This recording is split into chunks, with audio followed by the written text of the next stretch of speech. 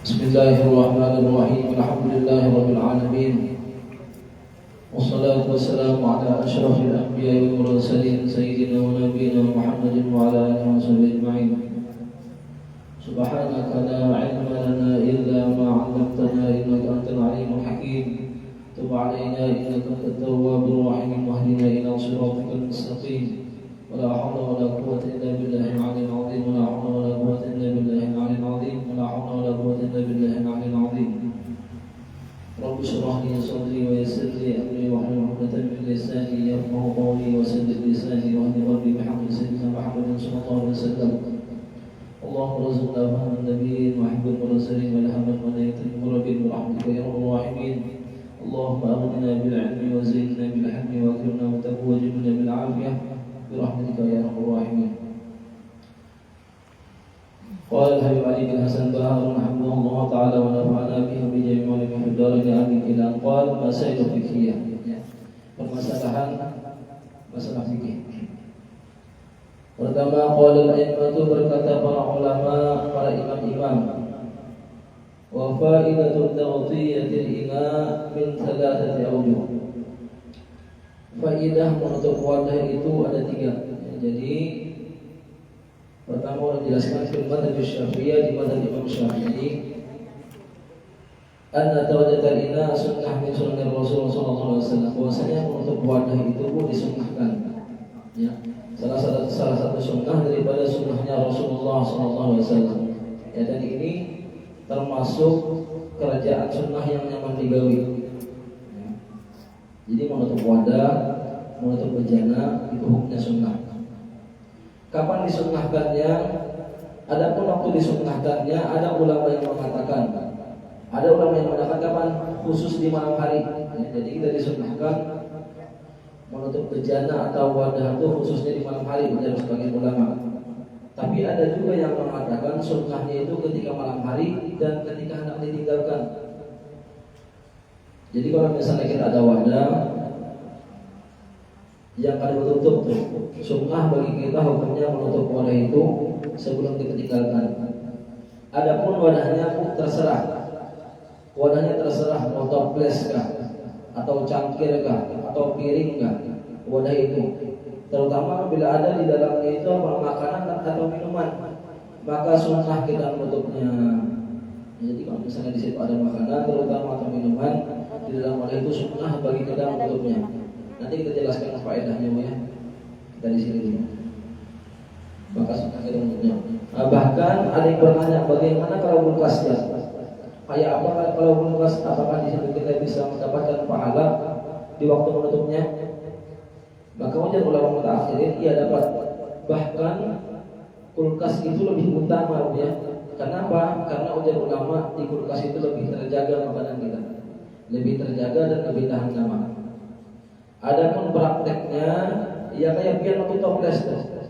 Kayak pian untuk ada toples di dalamnya ada makanan, sebelum pian tinggalkan, pian tutup toples itu pian dapat pahala sunnah di situ.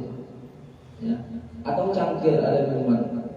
Cangkir ada minuman, sunnah bagi kita menutupnya. Sunnah bagi kita menutupnya. Ya, yang afdal menutupnya keseluruhan, lubang itu semuanya kita tutup. Tapi minimalnya apa? Ujar Nabi, yang minimalnya andai kata ada di antara kalian cuma sebatang kayu aja nggak isi waktu, pian andap lihat di wadah itu sudah dapat sunnah. Contohnya kayak pulpen ya. Ada cangkir biasa misalnya. Ada cangkir kita tutup di atasnya pulpen ini, kita sudah dapat pahala sunnah di situ. Ya. Ini sunnah yang nyaman digawe ya. Nah, cuma perlu diingat, sekira kita dapat pahala sunnahnya, ingatkan bahwasanya waktu kita menutup ini sunnahnya Nabi. Nah, jadi kita kalau sunnah Nabi itu kayak gitu ya. Berarti sunnah Nabi kita harus ingat bahwasanya itu sunnah Rasulullah. Ada sekedar menutup wajib. Nah, adapun faedahnya kita baca kitabnya di sini. Wa faidatul tawtiyatul ina min thalathati awjuh. Faidah menutup wadah itu ada tiga ya. Di antara kesunahannya nih, kenapa jadi sunnah? Karena ada faedahnya. Ahaduha, yang pertama, ma thabata fi sahihaini, yaitu yang telah sabit hadis atau yang telah tertera di dalam kitab Bukhari Muslim, Sahih Bukhari Muslim, Sahihain di sini Bukhari Muslim.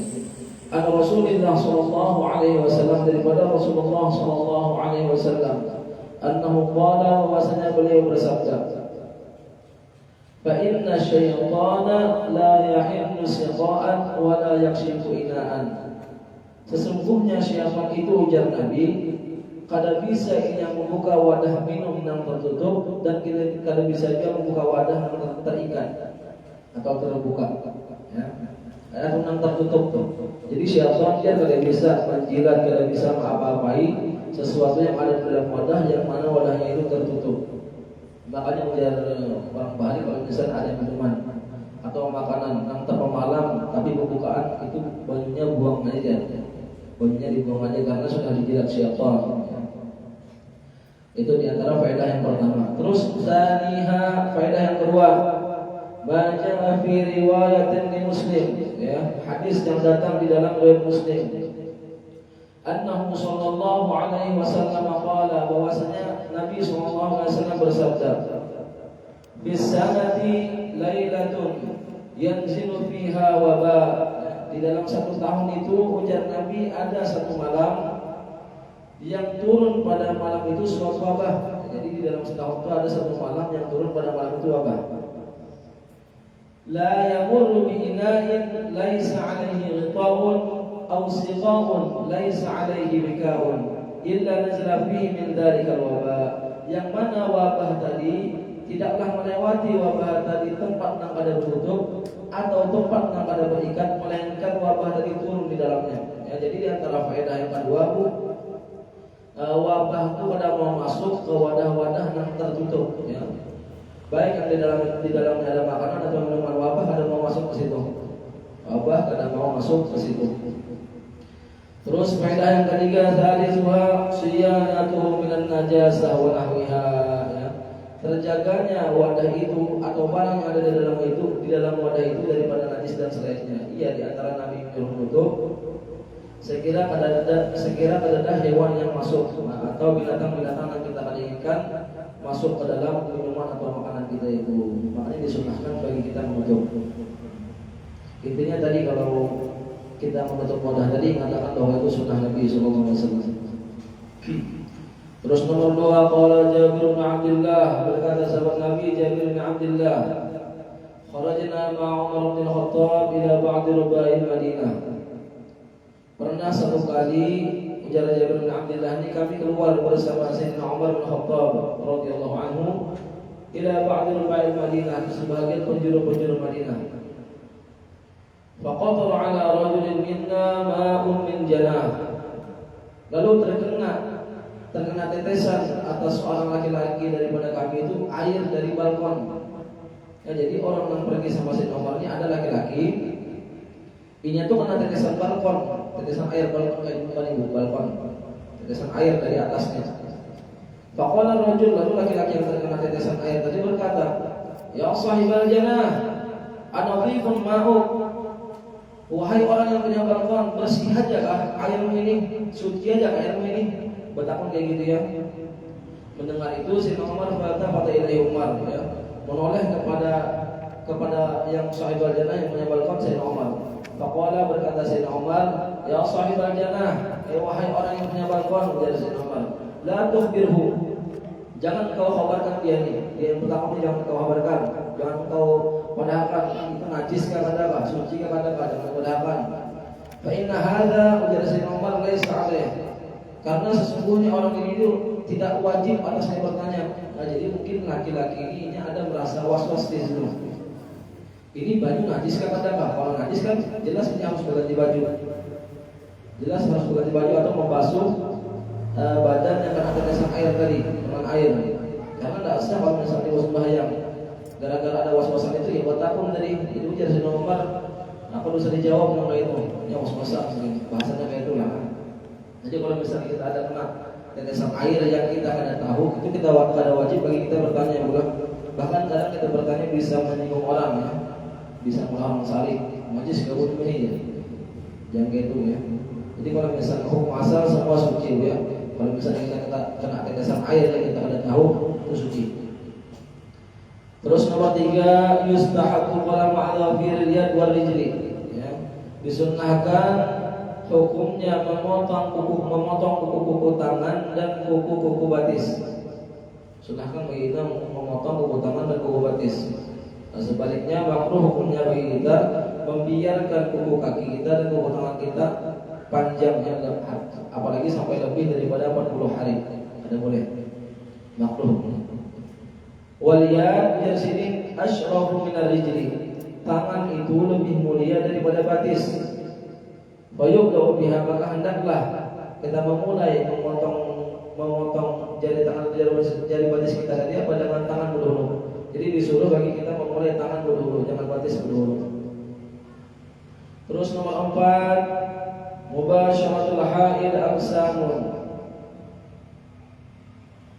Menyetubuhi bebinian yang haid itu ada beberapa macam. Memang hukum asalnya bagi seorang suami yang hendak menjima bininya itu haram hukumnya buya sewaktu haid. Cuma di sini ada rinciannya. Ahaduha, yang pertama, ayyubashiraha bil jima'i fil farji. Bahwasanya menggauli seorang suami akan bininya yang haid tadi apa? Bil jima' fil farji, dengan menjima. Arti jima' di sini dimasukkan kemaluan laki-laki tadi ke wadah bininya, fil farji, pada kemaluannya, ya. Ini jelas di kemaluannya, fa hadza haram bi ijma'il muslimin. Jadi yang pertama ini haram hukumnya menurut ijma' muslimin. Jadi kalau misalnya seorang suami itu hendak menjima' bian, hendak menyentuh ampun bian itu yang kubur dan kemaluan depan itu, maka haram hukumnya ya dengan ijma' sudah ini. Yang pertama. Al-qismus tsani, ada pembagian yang kedua, al-mubasyaratu fi ma fawqa surrati wa tahta rukbati bidzakari aw bil qublati aw bil mu'anaqati aw bil lamsi aw ghairi dzalik. Nah, yang kedua ini seorang suami ingin menggauli bininya tadi yang haid itu di atas pusat dan di bawah lutut, dekat dengan kemaluan laki-laki itu kah, dengan kemaluan suaminya itu kah, atau dengan ciuman kah, pelukan, sentuhan atau selainnya. Jadi seorang suami ini ditanya gimana hukumnya ya menjima seorang bini cuma bagian antara pusat dan lutut itu ada disentuh. Apa ujian ulama di sini? Wa huwa halalun bi ittifaqil ulama. Nah, di sini halal menurut kesepakatan para ulama. Jadi tidak apa-apa bagi suami-suami yang ingin menjima bininya ya, asalkan kada disentuh bagian bainas surah wal rukbah, di antara pusat dan lutut. Ini yang nomor 2. Al-qismus tsalis, ada pembahagian yang ketiga, al-mubasyaratu fi ma baina surrati wal rukbati fi ghairi al-quburi wal duburi. Yaitu menyentuhnya seorang suami akan bini yang haid tadi cuma dengan sesuatu yang ada di antara pusat dan lutut. Fi ghairi al-quburi wal duburi, cuma selain kemaluan depan dan kemaluan belakang. Ya, jadi ini gimana Bang hukumnya aja seorang suami menjima bini yang haid? Ini kadang menjima ya, artinya masih menyentuh. Kalau menjima fil farji itu di lubangnya itu jelas haram yang pertama. Ini menyentuh ya, bersentuhan antara pusat dan lutut bibirnya yang haid tadi, gimana hukumnya? Cuma selain kubul dan dubur, selain kemaluan depan dan kemaluan belakang, mungkin artinya di paha aja kah, atau di bagian perut kah? Itu kayak apa? Wa fiha thalathatu awjuh ashabina. Di sini ada 3 pendapat yakni ashabina bagi ashab Syafi'i. Jadi di sini ada 3 pendapat. As-sahhuha 'inda jamaahirihim wa ashharuha fil madhhab. Yang paling sahihnya dan yang paling masyhurnya menurut jumhur mereka para ulama, menurut kebanyakan para ulama di dalam mazhab Syafi'i, annaha haram, ya, bahwasanya itu haram. Jadi tetap haram ya. Ada ulama yang berpendapat mazhab Syafi'i di sini mengatakan mereka haram mereka katakan. Jadi sama kayak menyentuh farajnya tadi, kemaluannya tadi. Wasani, pendapat yang kedua, annaha laysat biharam, bahwasanya menyentuh di antara pusat dan lutut orang yang haid tadi selain kubul dan dubur itu pada haram. Walakinnaha makruhatun karahat tanzih, tetapi dimakruhkan ya. Cuma karahat tanzih, makruh dan tanzih, artinya makruh tanzih di sini makruh dan pada sampai berdosa. Wa hadzal wajhu aqwa min hadits dalil wa muhtar. Nah, dan pendapat ini lebih kuat ya. ditinjau dikarenakan dalilnya, dan ini pendapat yang dipilih kebanyakannya, dan ini pendapat yang kebanyakan dipilih.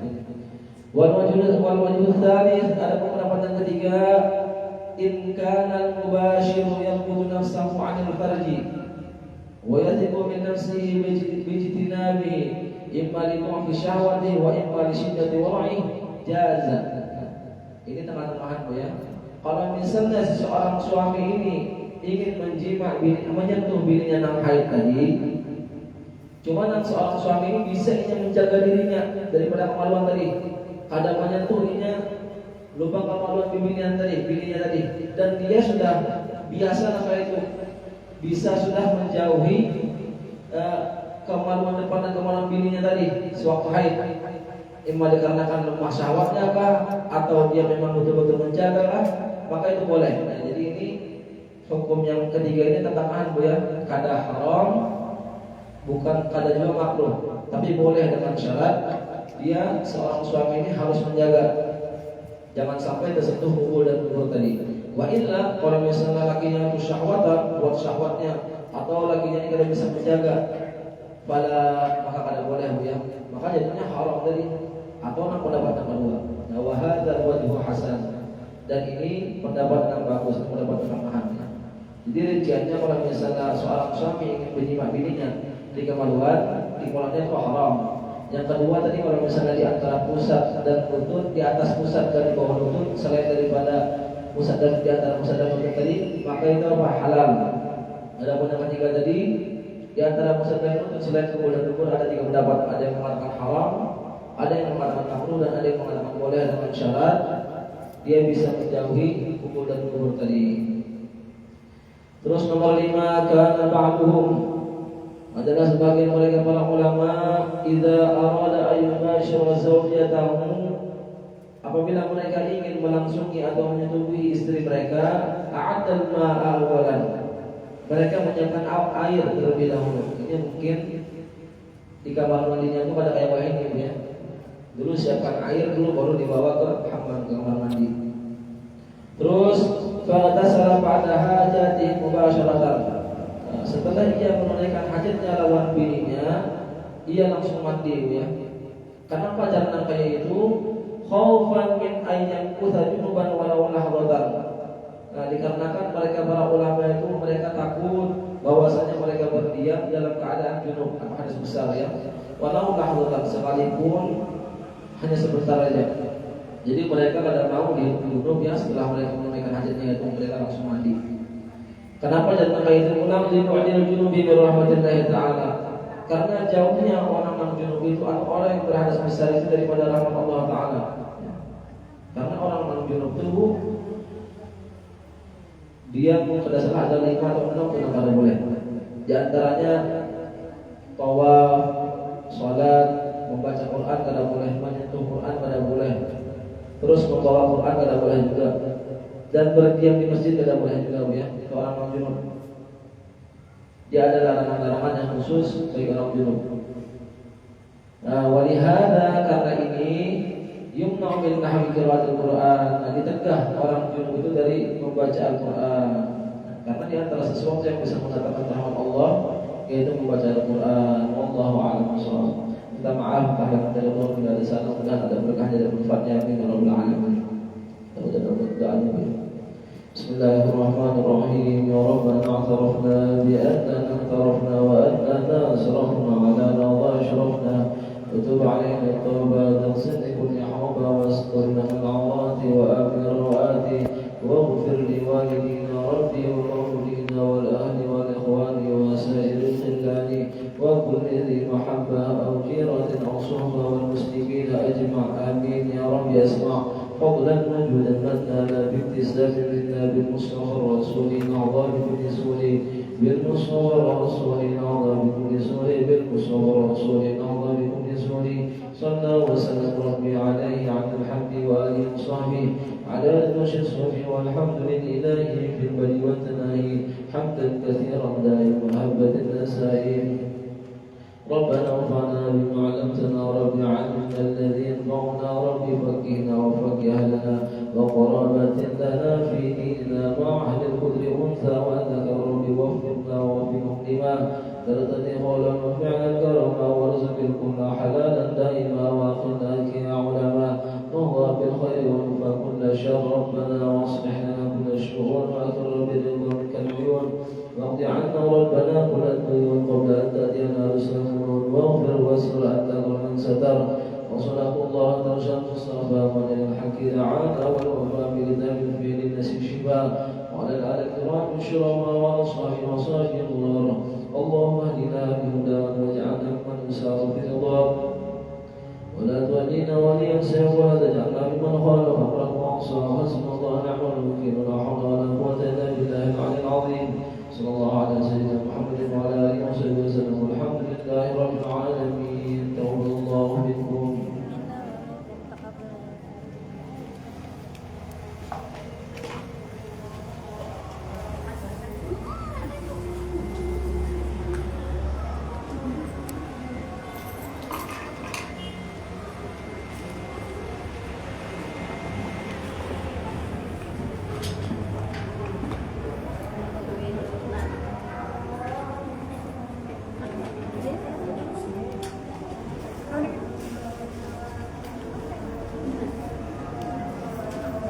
Ada baunya.